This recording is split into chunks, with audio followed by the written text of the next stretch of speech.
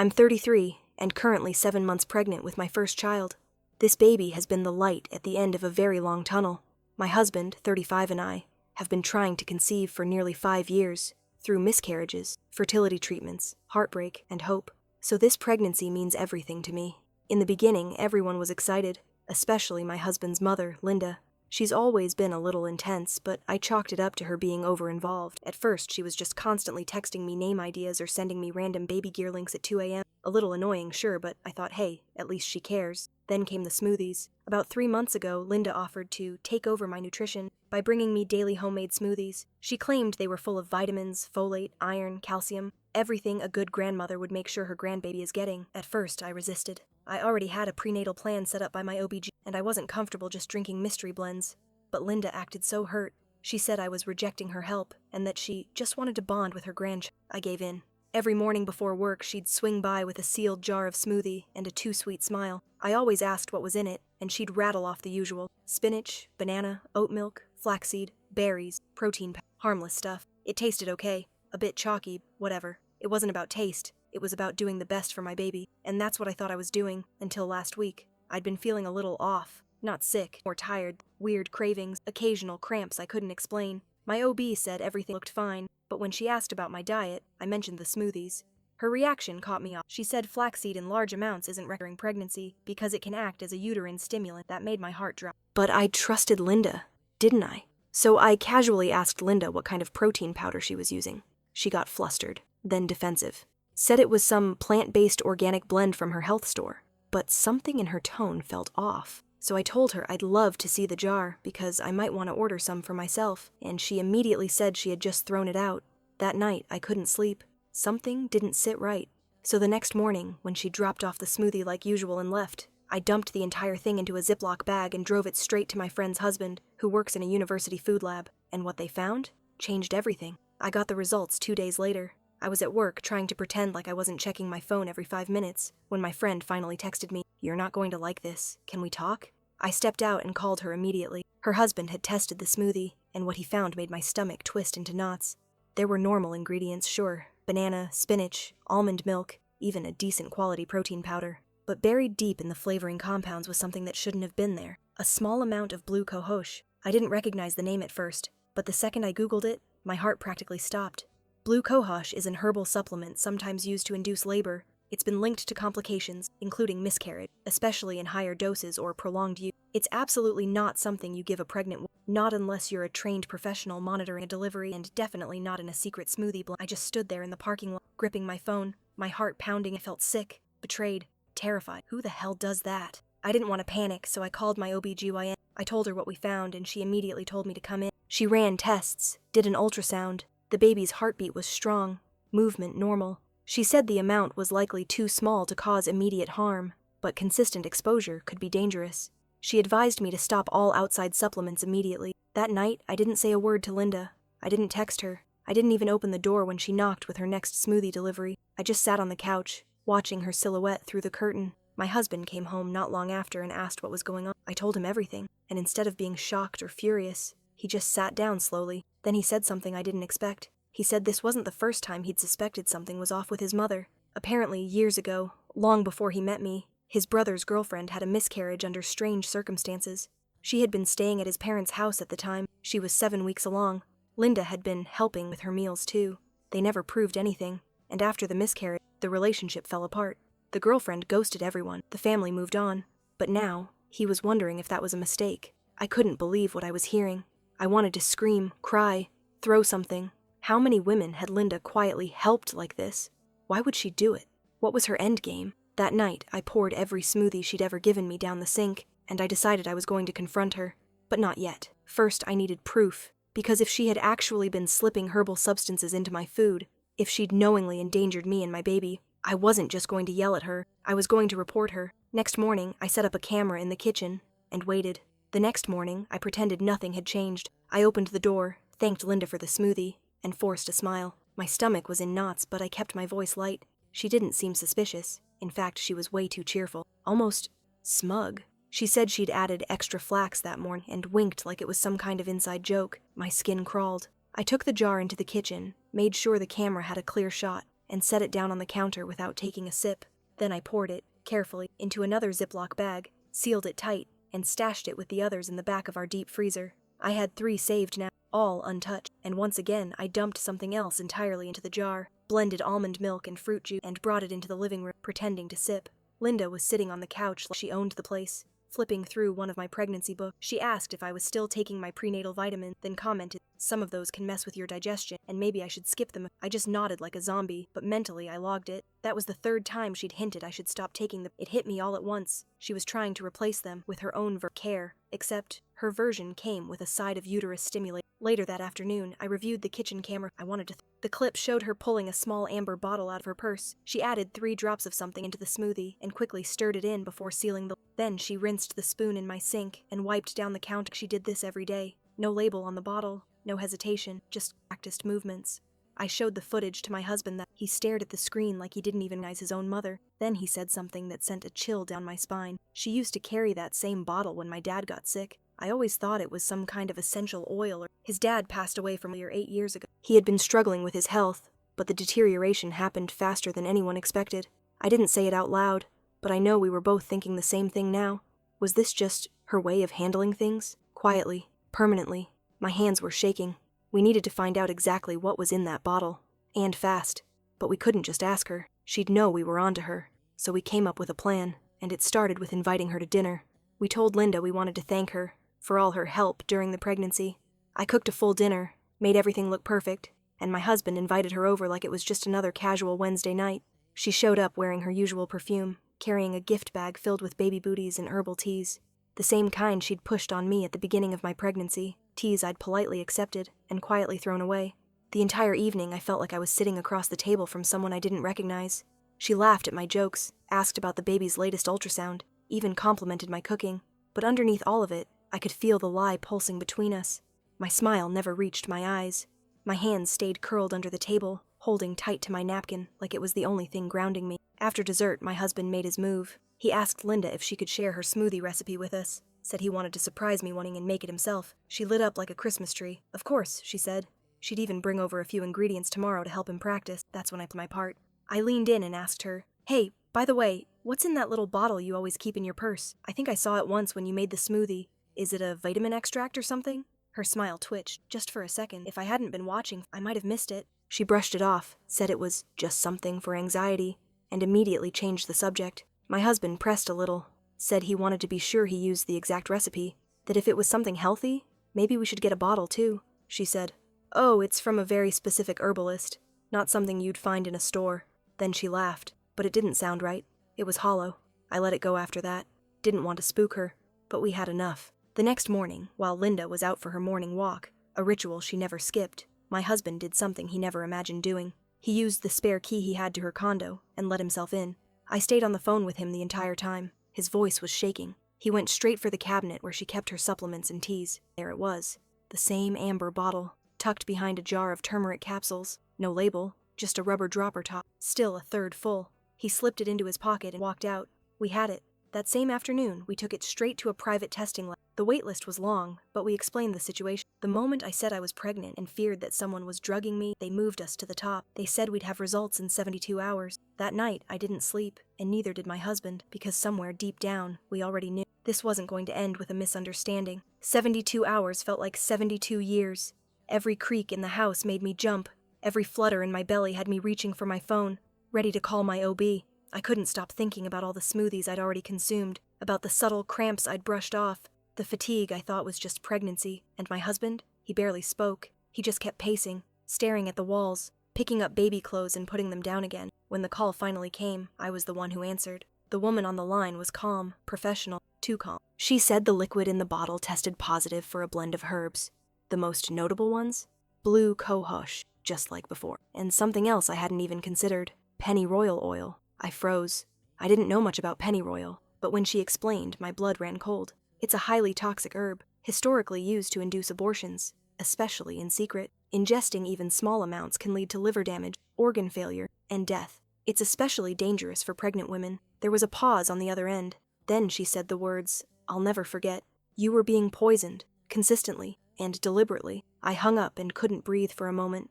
My hands went numb. My throat tightened. I felt like the room was spinning. When I told my husband, he sat down slowly, like his legs couldn't hold him anymore. He didn't cry. He didn't yell. He just whispered, "She tried to kill our baby." We didn't talk for hours. We didn't know what to do. What could we do? We had proof. We had samples. We had footage. And now, we had a bottle of illegal unmarked poison that had been added to my food for weeks. The rage didn't hit until later. It started as a tremble in my fingertips, then spread through my arms, up my spine, down my legs. It was a primal kind of one I'd never felt before. Not just fear, not just betrayal. This woman, this monster, had smiled in my face, rubbed my belly, knitted baby booties, and all the while, she had been slowly, methodically, trying to destroy the life growing inside of me. But why? Why would someone go to such sickening lengths? And then, it clicked. A conversation I'd had with Linda months ago, back before the Smoothies, before the second trimester even started. We'd been talking about baby name. I said I loved the name Hazel, made a face, said it was too common. Then she joked, "Accept it. You know, you're not really part of this family. Not yet. Not until you give us a boy." I laughed it off at the time. But now? Now I couldn't stop wondering, what if this wasn't just sabotage? What if this was a twisted audition? A test I didn't know I was taking, and one she didn't want me to pass. My husband and I had a decision to make, and the next morning, we walked into the police station. Walking into the police station felt surreal. I kept thinking, what if they don't believe us? What if they think we're exaggerating, or worse, unstable?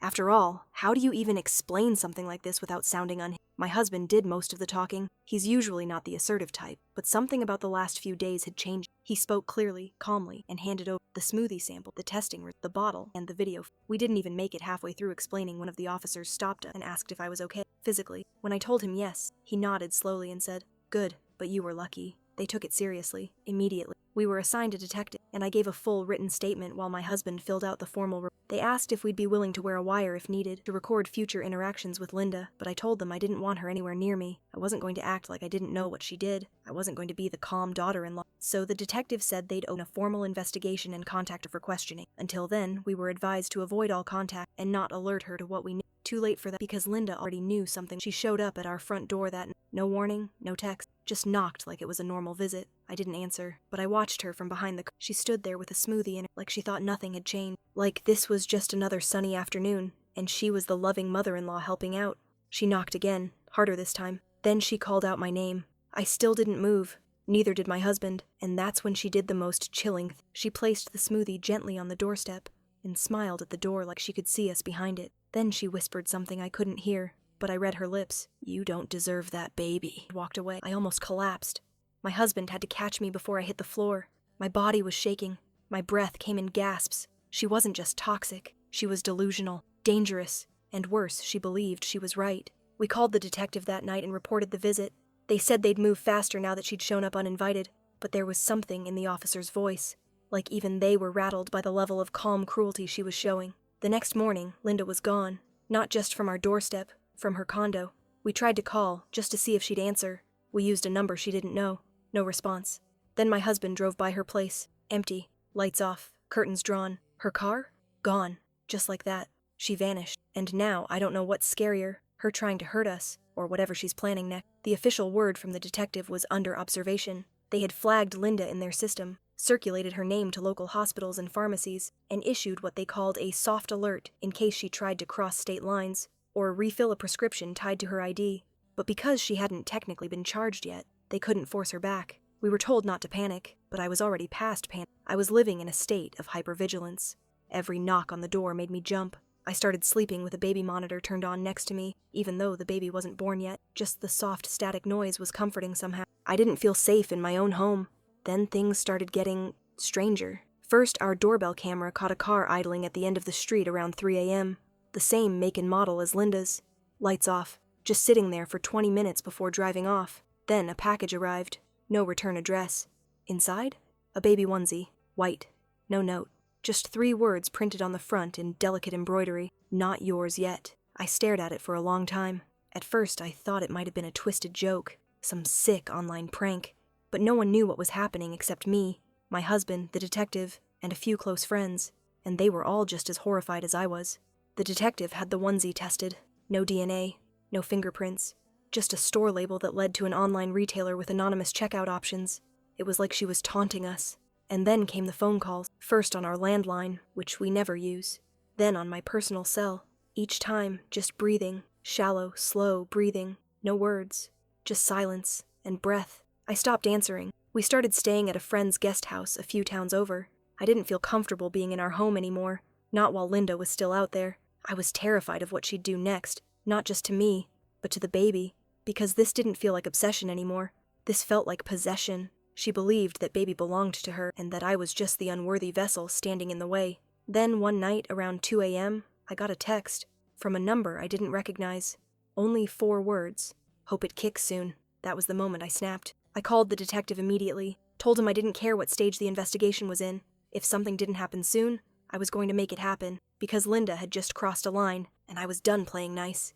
The detective finally agreed to escalate things. He'd been holding back, trying to build a solid case, but the text, "Hope it kicks soon," changed everything. Combined with the previous evidence, the lab results, the video footage, the strange packages and unmarked car, he had enough to move forward with an emergency protective order. That meant if Linda showed up anywhere near me again, she'd be arrested on the spot. But still, no one could find her. Not at her condo, not with friends, not at her old job. Her bank accounts hadn't moved in days.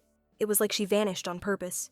We tried to go back to normal, or some version of it, but I was different now. Harder, quieter. I wasn't eating much. I kept one hand on my belly every second, like I could shield the baby just by holding on tight enough. The baby was moving fine, strong even, kicking harder than ever. My OB said everything looked good, but she also didn't hide her concern. My blood pressure was climbing, my stress levels were through the roof, and if things didn't calm down soon, she warned me that early delivery might be our only option. And then, something happened. Something we hadn't planned for. My husband's cousin, Amanda, messaged me on Facebook. We hadn't talked in a while. She lived in another state, wasn't involved in all this, so I didn't expect much when I saw her name pop up, but her message made me stop breathing. "Hey, not sure what's going on, but I thought you should know. Linda showed up at my mom's yesterday. She said she was just passing through, but she was asking about you a lot, and she brought a baby blanket, one with your baby's name on it. I didn't even know you'd picked one. I hadn't told it. Not online, not in passing, not even in baby registry stuff. Only me, my husband, and my OB knew. We kept it private on purpose. My husband had even joked, 'Let's keep one thing sacred,' but now she knew. She knew the name, and she had embroidered it on a blanket. I couldn't even cry. I just sat there staring at my phone, every nerve in my body going still, because this wasn't just stalking anymore. This wasn't even sabotage. This was something darker. Linda had convinced herself that this baby, my baby, was already hers.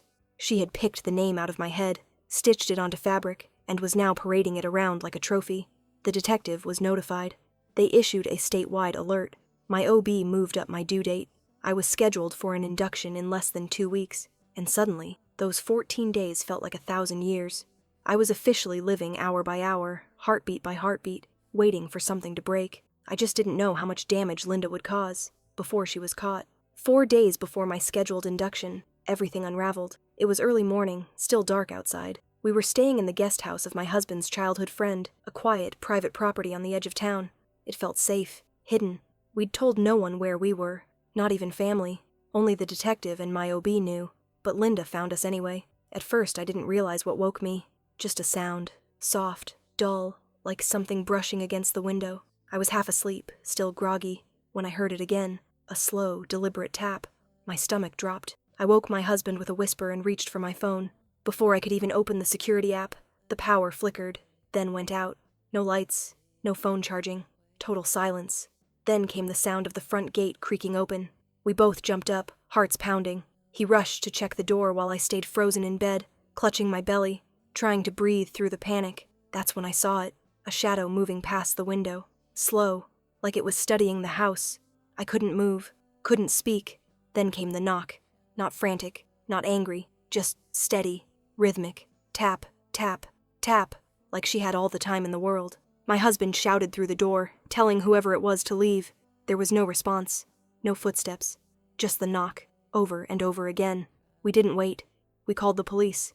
Luckily, the friend whose house we were staying in was a former sheriff's deputy, and his property had backup solar batteries that powered emergency systems. The moment the line connected, my husband gave our location and told them, "She's here." The dispatcher stayed on the line. Officers were already on their way. I was told to stay inside, keep all lights off, and lock everything. 10 minutes passed, then 20. The knocking stopped, but when we checked the cameras afterward, we saw why. Linda never tried to come in. She walked around the property once, slowly, like she was taking a tour, and then stood still in the driveway for nearly 5 minutes. staring at the house, and then she placed something down on the front step and walked away into the woods. By the time the officers arrived, she was gone. Again. But what she left behind was worse than anything she could have said. It was a shoebox. Inside, 3 things. A printed ultrasound photo, not mine, older, grainier, dated nearly a decade ago. A yellowed hospital wristband from her first pregnancy. A folded piece of paper, handwritten. A note. All it said was, "He wasn't born. This one will be." That was the moment we knew. Linda had lost a baby. No one had ever told us. Not her husband, not my husband. No one had ever spoken of it, like it was some buried piece of her past that she'd locked away. But she hadn't let go. She had just been waiting for a replacement, and somehow our child was it. The police launched a full manhunt that night. My induction was moved up to the very next day, because they no longer believed Linda just wanted to hurt me. Now, they believed she might. I gave birth under police protection. 2 uniformed officers stood outside the hospital room the entire time. No visitors allowed. No flowers. No calls. No exceptions. My name was marked as restricted in the hospital system. Even the nurses were briefed before every shift. Labor was intense. Not because of the pain. I was given an epidural early, but because I kept waiting for something to go wrong. I couldn't focus on the contractions, or the baby's heartbeat, or even my husband's voice. All I could think was, she knows. She knows it's happening. Somehow, somewhere. She's watching. But nothing happened. No appearance. No notes. No shadows through glass. Just silence. And then, crying. My son was born healthy, beautiful, perfect, 10 fingers, 10 toes, lungs like a tiny lion. When they placed him on my chest, I broke. Every wall I had built over the last month collapsed at once. He was real, and he was mine. We named him exactly what we'd planned. The name Linda somehow found. The name she tried to claim, but now it belongs to us. 3 days later, they found her. She was caught 2 counties over, sleeping in the back seat of her car in a Walmart parking lot. She had maps, printouts from my social media, and a list of baby supply stores scribbled on a yellow legal pad. In the trunk, they found a bassinet, a bottle warmer, diapers, formula, pacifiers. She was building a nursery. She never once asked for a lawyer. When questioned, she calmly told the officers that the baby was safer with her, that I was unfit, that she had to step in because no one else would protect him. She said it like it was obvious, like she hadn't done anything wrong. They evaluated her for a mental health hold, and it didn't take long. She's now in a secure psychiatric facility, and from what we've been told, she might be there for a very long time. As for us, we've moved. Different city, different state, new names in the school system, new numbers, no forwarding address. It took time, but the fear doesn't hang over me the way it used to. I still check the doors more than I should. Still double tie the stroller harness. Still jump a little when I hear the sound of glass tapping. But it's fading, slowly. My son is almost 1 now. He's walking, laughing, saying small, stubborn words. He's everything. Sometimes I look at him and feel a wave of guilt for how close we came to losing him before he even entered the world, for how long it took me to see what was really happening, for every smoothie I drank with a smile, not knowing what was hidden inside. But then I remind myself, I did see, I did act, I protected him, I saved him. People ask if we'll ever tell him the story, about Linda, about what happened, and I think we will, one day, not as a horror story, but as proof that even when the danger comes from someone who smiles and says they love you, even when it's disguised as care, you can still fight back, you can still survive, and sometimes surviving is the loudest scream of all.